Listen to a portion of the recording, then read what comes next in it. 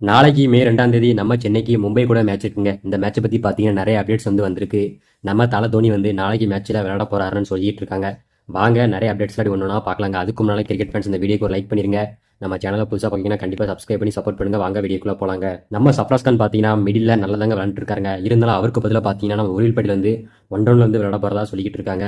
சப்ராஸ் கான் பார்த்தீங்கன்னா நல்லா தான் விளையாடுறாரு. டீமை நல்லா தான் காப்பாற்றி கொண்டு போறாரு. ஆனால் அவரை தூக்கி வெளியே வச்சுட்டு அந்த இடத்துக்கு பார்த்தீங்கன்னா உருள்பட்டில ஒன் டவுன்ல விளையாட போறாங்க. அடுத்து இன்னொன்று என்னன்னு கேட்டிங்கன்னா பென்சல் ஜான்சன். அவர் பார்த்தீங்கன்னா ஆஸ்திரேலியா பவுலருங்க. அவர் பார்த்தீங்கன்னா அகில் குஷனுக்கு பதிலாக 11ல் பென்சல் ஜான்சனும் இருக்க போறாருன்னு சொல்லுதாங்க. அகில் குஷன் பார்த்தீங்கன்னா ஒரு நல்ல பிளேயருங்க. ஸ்பின் பார்த்தீங்கன்னா நல்லா போட்டுட்டு இருக்காரு. ஒரு செமையான ஸ்பின்னரு. அவர் இருந்த 4 மேட்ச்சில் 3 மேட்ச் சென்னை வின் பண்ணியிருக்கு. ஒரு ராசியான பிளேயருங்க.